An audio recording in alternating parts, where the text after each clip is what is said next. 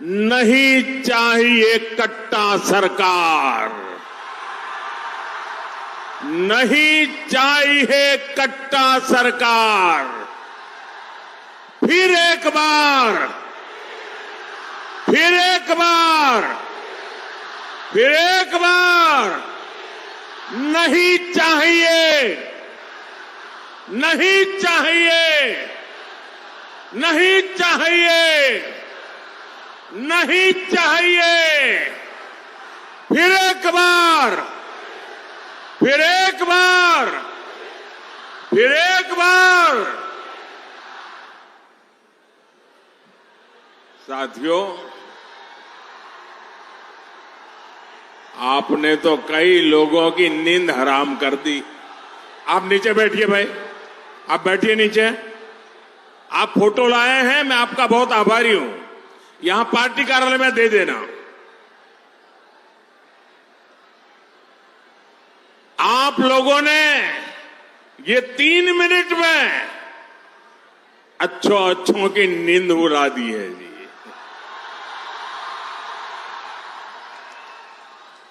यही तो जनता जनार्दन की ताकत होती है। साथियों, मां सीता की इस पुण्य भूमि पर आया हूं, ये भी बड़ा सौभाग्य है। और मुझे 5-6 साल पहले का आज का ही दिन याद आता है। आपको भी याद आ जाएगा। वो तारीख थी 8 नवंबर 2019। याद कीजिए, 8 नवंबर 2019 माता सीता की इस धरती पर मैं आया था। और यहां से अगले दिन मुझे सुबह सुबह पंजाब में करतारपुर साहब कॉरिडोर के लोकार्पण के लिए निकलना था। और अगले ही दिन सुप्रीम कोर्ट में अयोध्या पर फैसला भी आना था।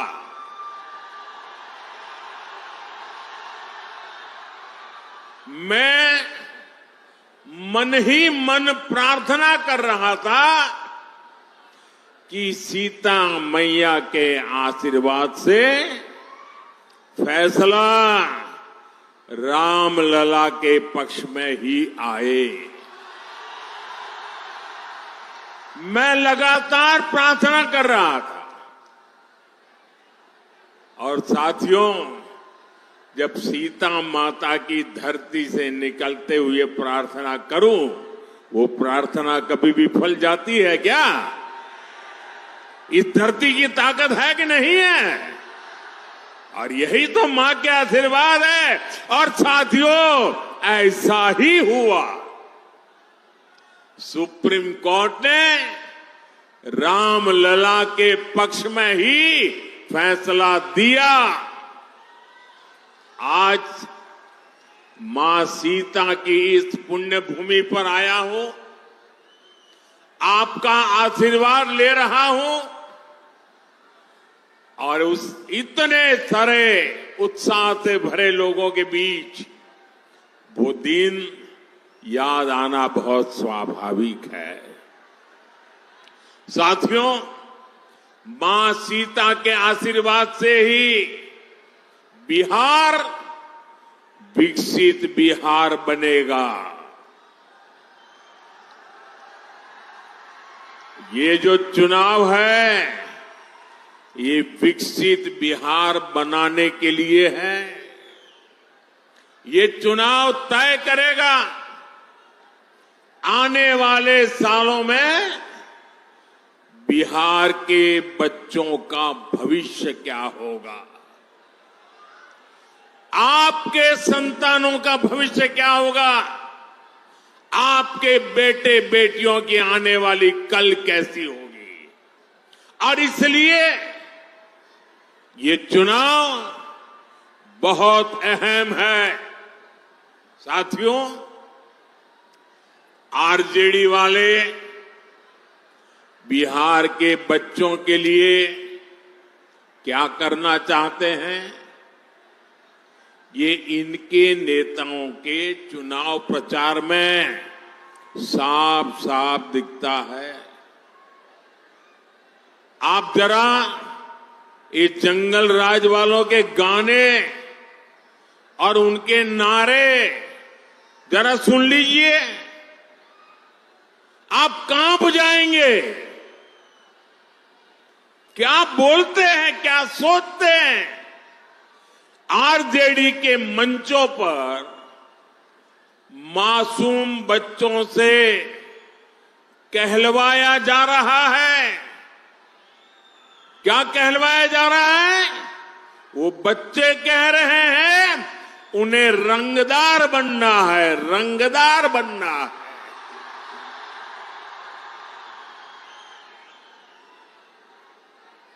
आप मुझे बताइए, बिहार का बच्चा रंगदार बनना चाहिए या डॉक्टर बनना चाहिए? रंगदार बनना चाहिए या डॉक्टर बनना चाहिए? क्या हम हमारे बच्चों को रंगदार बनने देंगे? क्या रंगदार बनाने वालों को जीतने देंगे? बिहार का बच्चा रंगदार नहीं बन सकता। अब हमारा बच्चा इंजीनियर बनेगा, डॉक्टर बनेगा, एडवोकेट बनेगा, अदालत में जज बनेगा। मैं बिहार में आपको, यहां फैशन है ना, कट्टा लेकर के आ जाते हैं, फिर बोलते हैं हैंड्स अप, यही है ना। मैं बिहार में आपको हैंड्स अप कहने वाले, अब बिहार में उनके लिए जगह नहीं है। अब तो बिहार में स्टार्टअप के सपने देखने वाले चाहिए, हैंड्स अप वाले नहीं चाहिए हमें। साथियों, हम बच्चों के हाथ में किताबें, कंप्यूटर, लैपटॉप दे रहे हैं।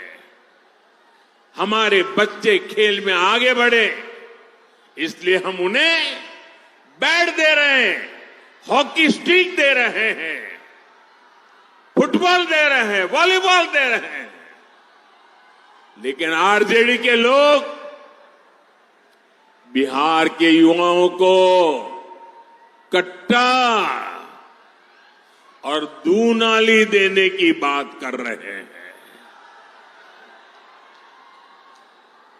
ये लोग खुद के बच्चों को मंत्री बनाना चाहते हैं।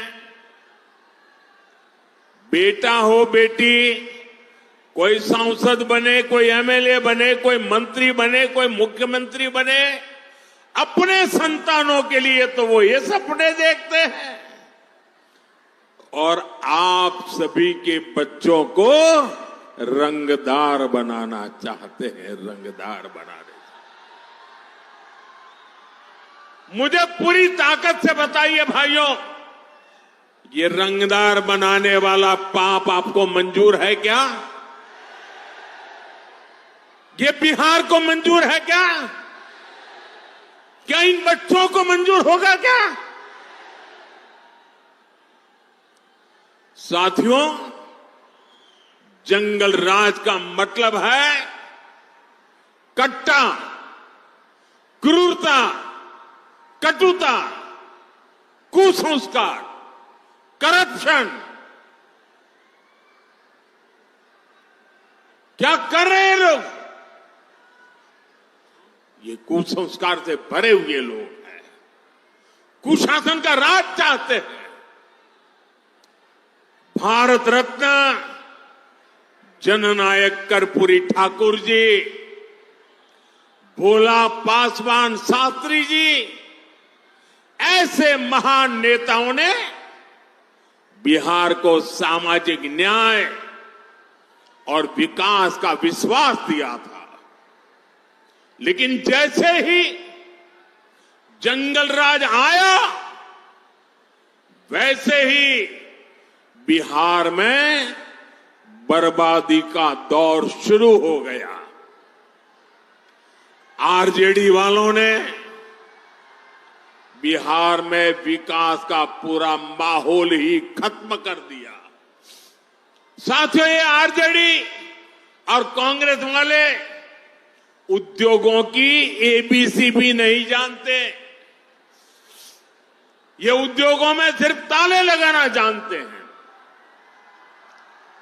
15 वर्ष के जंगल राज में एक भी बड़ी फैक्ट्री, बड़ा कारखाना बिहार में नहीं लगा। यही मिथिला में जो मिलें थी, फैक्ट्रियां थी, वो भी बंद हो गई।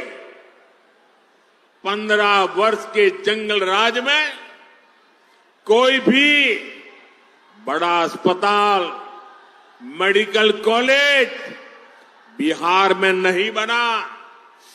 इसलिए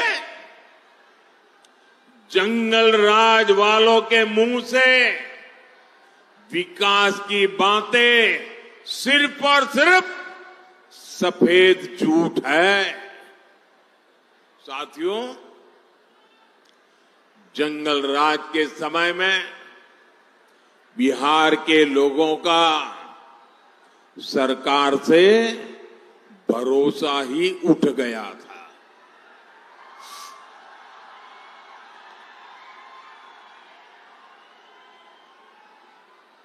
उठ गया था कि नहीं उठ गया था? भरोसा उठ गया था कि नहीं उठ गया था? कोई भरोसा बचा था? नीतीश जी के नेतृत्व में एनडीए सरकार ने बिहार का टूटा हुआ भरोसा लौटाया है। अब निवेशक बिहार आने के लिए उत्सुक है। यहां अच्छी सड़कें बन रही हैं, रेल और हवाई कनेक्टिविटी बेहतर हो गई है, बिजली के नए नए कारखाने बन रहे हैं। यहां जो रीगा चीनी मिल है वो फिर से शुरू हो चुकी है। आने वाले समय में बिहार में ऐसी मिलें और फैक्ट्रियां बनाने का काम और मजबूती के साथ आगे बढ़ेगा। गन्ना किसानों के हितों को देखते हुए हमारी सरकार गन्ने के इथेनॉल बनाने को भी बढ़ावा दे रही है। साथियों, भाजपा एनडीए जो कहती है वो करके दिखाती है। और मोदी की गारंटी मतलब गारंटी पूरा होने की गारंटी।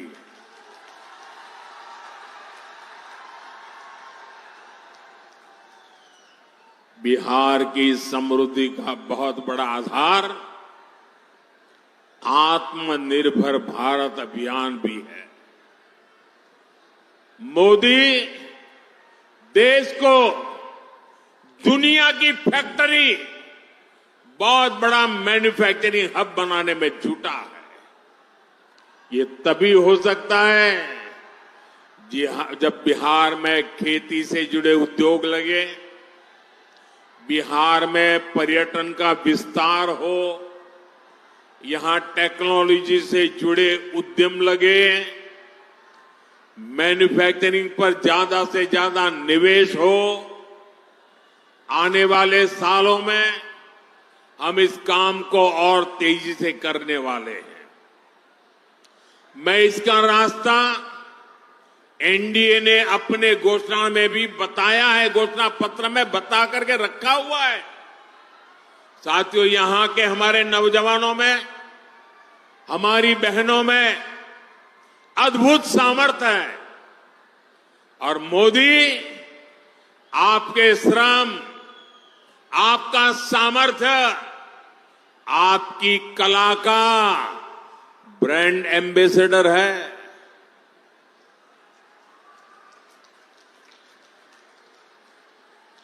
अब आप कहेंगे मोदी कहां से मेरा ब्रांड एम्बेसडर बन गया? मैं बताता हूं कैसे बन गया। अभी कुछ महीने पहले मैं अर्जेंटीना गया था, बहुत दूर है यहां से।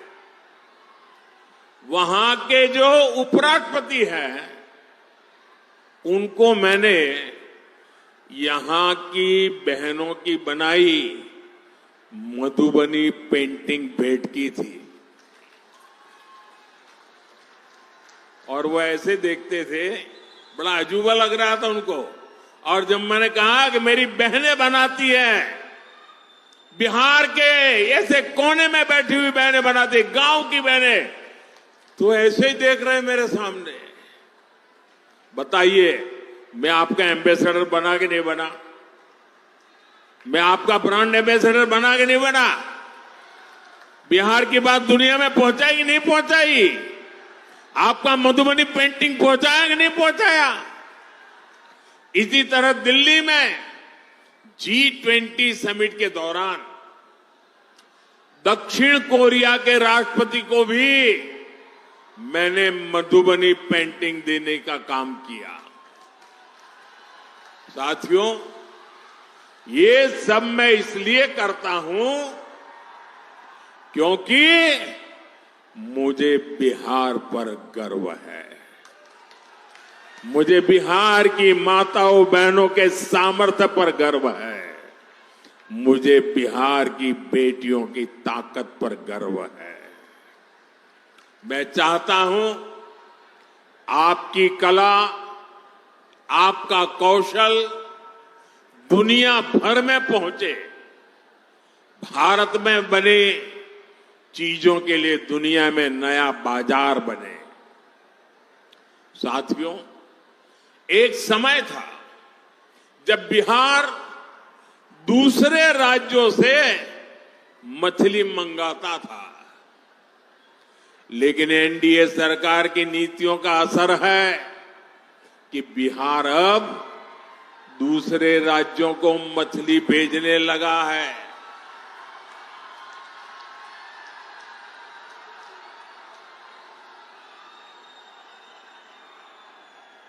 और ये हमारे मछली के क्षेत्र में काम करने वालों की ताकत देखिए। बड़े बड़े लोग भी यहां की मछली अब देखने के लिए आ रहे हैं, पानी में डुबकी लगा रहे हैं।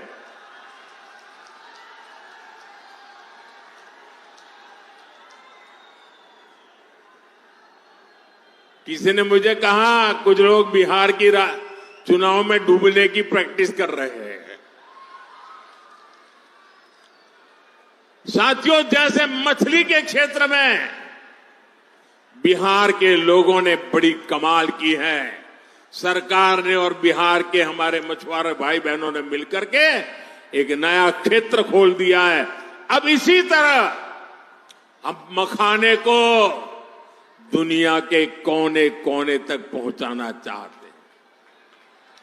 बिहार का मखाना दुनिया के घर घर तक पहुंचेगा तो फायदा छोटे किसानों को होगा। साथियों, ये माता सीता की धरती है। नारी शक्ति का सामर्थ्य कैसे एक परिवार को, पूरे समाज को ताकत देता है, ये धरती उसकी साक्षी रही है। हमारी एनडीए सरकार भी महिला सशक्तिकरण के मंत्र के साथ आगे बढ़ रही है। और मेरी सभी नौजवानों से प्रार्थना है, साथियों, जगह है नहीं, आप कृपा करके जहां है वहीं रुक जाइए। मेरे नौजवान साथियों, अरे ये पैंडल में जगह हो ना हो, मोदी के दिल में आपके लिए भरपूर जगह है।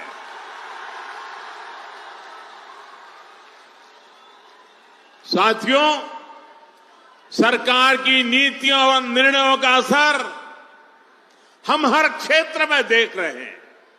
साथियों, यही बिहार के राजगीर में पिछले वर्ष महिला हॉकी की एशियाई चैंपियनशिप हॉकी टूर्नामेंट हुई थी। हमारी बेटियां चैंपियन बनी थी। कुछ दिन पहले भारत की बेटियों ने क्रिकेट विश्व कप भी जीता है। ये क्रिकेट के इतिहास में पहली बार हुआ है। 3 दिन पहले ही ये विश्व विजेता हमारी बेटियां दिल्ली में प्रधानमंत्री आवास पर आई थी। उनका आत्मविश्वास देखकर मुझे गर्व हो रहा था। गांव कस्बों से निकलकर हमारी बेटियां 140 करोड़ भारतीयों का अभिमान बनी है। साथियों, हमारी बेटियों का ये नया आत्मविश्वास इसलिए आया है क्योंकि हमारी सरकार कदम कदम पर नारी शक्ति के साथ खड़ी है। अब आप देखिए, जनधन बैंक खाते, मजाक उड़ाते थे मेरी कि महिलाओं के जेब में पैसा नहीं होता है, खाते कैसे खोलेंगे। अरे मैंने कहा 1 भी रुपया दिए बिना भी मैं खाते खोलूंगा। और मैंने खोले। और ये सिर्फ एक पासबुक देने का मामला नहीं था, ये बहनों बेटियों को आर्थिक रूप से सक्षम बनाने का माध्यम बना। मैं आपको एक और उदाहरण देता हूं। आजकल मुख्यमंत्री महिला रोजगार योजना की बहुत चर्चा है। बिहार की 1,40,00,000 बहनों के खाते में 10-10 हजार रुपया पहुंच चुके हैं। कल्पना कीजिए, अगर बहनों के बैंक खाते ही न खुलते तो क्या ये योजना बन पाती। मोदी ने बैंक खाते खुलवाए, नीतीश जी की सरकार उनमें बहनों को सहायता भेज रही है। आज पाई पाई बहनों के खाते में पहुंच रही है। और इसलिए आप याद रखिए, अगर आरजेडी और कांग्रेस का जंगल राज होता तो आपके हक का पैसा भी लूट जाता। और ये मैं नहीं कह रहा हूं, ये कांग्रेस के नामदार है ना, उनके पिताजी खुद कहते थे जब वो प्रधानमंत्री थे और पूरे देश में पंचायत से पार्लियामेंट तक सिर्फ और सिर्फ कांग्रेस का ही झंडा फहरता था। सारी सरकारें उनकी थी, म्युनिसिपैलिटी उनकी, ग्राम पंचायत उनकी, सब कुछ उनका था। उस समय कांग्रेस के एक प्रधानमंत्री, ये नामदार के पिताजी, वो कहते थे कि दिल्ली से 1 रुपया निकलता है तो गांव में जाते जाते 15 पैसा हो जाता है। जरा बताओ, ये कौन सा पंजा था जो 1 रुपये को घिसता घिसता घिसता 15 पैसे कर देता था। ये कौन सा पंजा था। आज भाइयों बहनों, अगर पटना से 1 रुपया निकलता है तो पूरे 100 पैसे आपके खाते में जमा होते हैं। आज दिल्ली से 1 रुपया निकलता है तो 100 के 100 पैसे आपके खाते में जमा होते हैं। और इसलिए मेरे माताओं, बहनों, भाइयों, नौजवानों, आपको सावधान रहना है। कांग्रेस आरजेडी आपका पैसा लूटने की फिराक में बैठी है। साथियों, कांग्रेस और आरजेडी के लोग इतने सालों तक सत्ता में रहे, इन लोगों ने विकास के नाम पर सिर्फ घोटाले किए। जो दूर दराज के क्षेत्र थे उनको ये लोग पिछड़ा घोषित कर देते थे ताकि वहां लोग विकास के बारे में सोच ही ना पाए। देश के 100 से अधिक जिले ऐसे थे जिनको कांग्रेस ने पिछड़ा घोषित कर दिया था। इसमें बिहार के भी अनेक जिले थे और सीतामढ़ी भी उनमें से एक था। साथियों, जिनको इन्होंने पिछड़ा घोषित किया था उनको हमने आकांक्षी जिला बनाया, वहां मिशन मोड पर विकास शुरू किया। मुझे गर्व है कि हमारा सीतामढ़ी भी आज विकास के मामले में दूसरे जिलों को टक्कर दे रहा है। आज सीतामढ़ी में पूरे बिहार में विकास की नई रफ्तार दिखाई दे रही है। नई रेल लाइनें, अमृत भारत जैसी नई रेल सेवा, आधुनिक रेलवे स्टेशन, नया इंजीनियरिंग कॉलेज, नया मेडिकल कॉलेज, ये सब अब सीतामढ़ी की पहचान बन रहे हैं। और मैं आपको भरोसा दिलाता हूं, बिहार में फिर से एनडीए सरकार बनते ही हम विकास की इस गति को और मजबूती देंगे और आप लोगों का कल्याण का काम करेंगे। साथियों, हमारी सरकार यहां विकास भी कर रही है और विरासत को भी सम्मान दे रही है।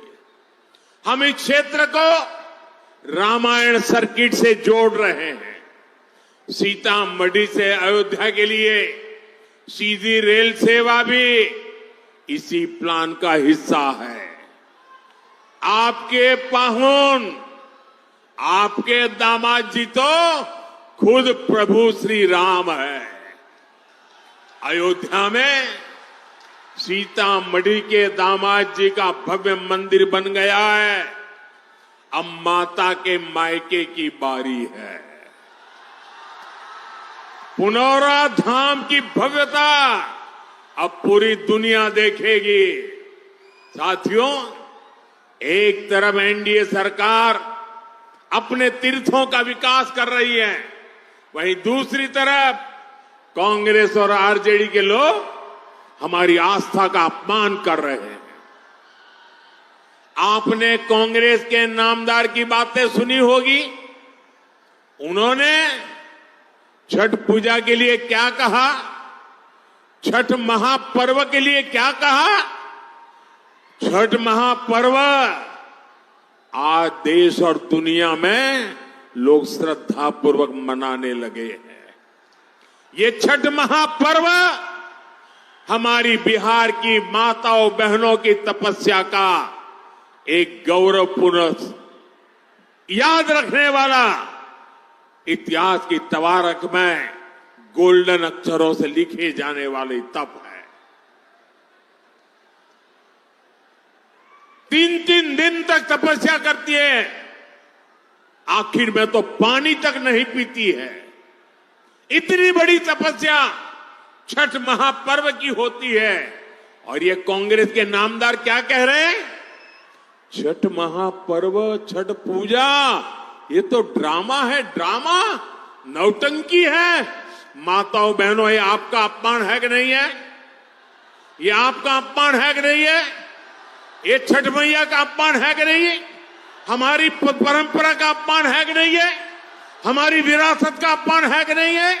हमारी संस्कृति का अपमान है कि नहीं है? ऐसा अपमान करने वालों को सजा मिलनी चाहिए कि नहीं मिलनी चाहिए? आप सजा देंगे कि नहीं देंगे? बड़ी ताकत से सजा देंगे कि नहीं देंगे? और लोकतंत्र में सजा देने का तरीका है वोट। आपका एक वोट उनको ऐसी सजा देगा, ऐसा ही सजा देगा कि दोबारा ऐसा कहने की हिम्मत नहीं करेंगे।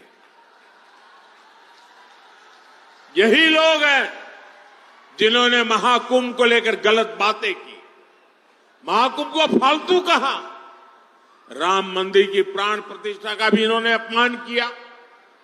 अयोध्या में राम मंदिर परिसर में ही महर्षि वाल्मीकि जी का मंदिर बनाया गया है। निषाद राज का भी मंदिर वहां बनाया गया है। माता शबरी का भी मंदिर वहां बनाया गया है। ये आरजेडी कांग्रेस वाले अपने वोट बैंक की वजह से राम जी का ही बहिष्कार करते, इतना नहीं, ये निषाद राज का बहिष्कार करते हैं, वाल्मीकि जी का बहिष्कार करते हैं, शबरी माता का बहिष्कार करते हैं। साथियों, जिनकी नीतियां तुष्टीकरण से प्रेरित है, वो बिहार का भला नहीं कर सकते। ये लोग तो समाज में कटुता ही पैदा कर सकते हैं। आप देखिए, आरजेडी कांग्रेस के नेता वोट बैंक के तुष्टीकरण के लिए घुसपैठियों को ताकत को देने के लिए, घुसपैठियों को बचाने के लिए पूरी शक्ति से लगे हुए हैं। जिन घुसपैठियों का भारत से कोई लेना देना नहीं, ये लोग उनको बचा रहे हैं।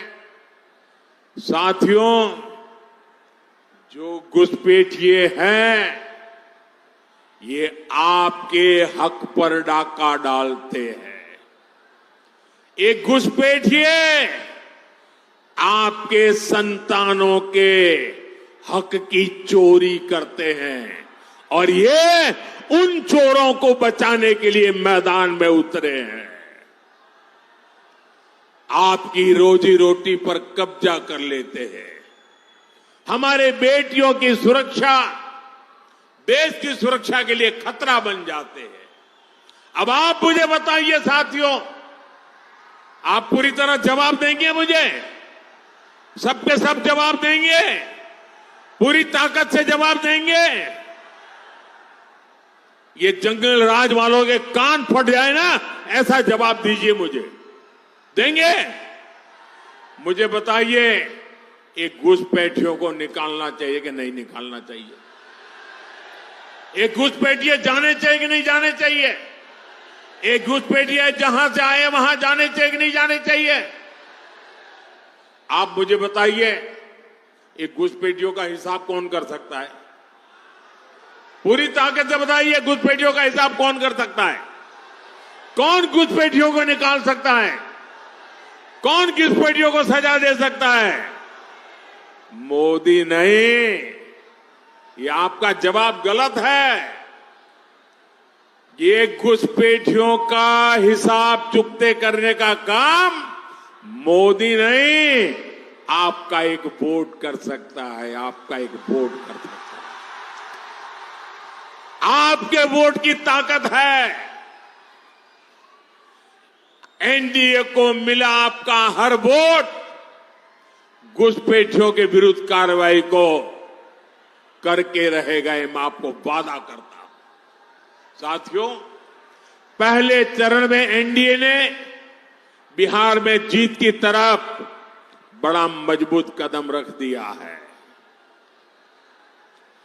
11 नवंबर को आपका वोट एनडीए के सभी उम्मीदवारों को मिलेगा तो एनडीए की प्रचंड जीत तय हो जाएगी और तभी गरीबों का कल्याण का काम, गरीबों के लिए पक्के घर बनाने का काम, हमारी बढ़ी हुई पेंशन सबको पहुंचाने का काम, जिस तरह पहले चरण में बिहार ने मतदान के सारे रिकॉर्ड तोड़ दिए, वैसे ही आपको दूसरे चरण में भी मतदान का रिकॉर्ड तोड़ना है। तोड़ेंगे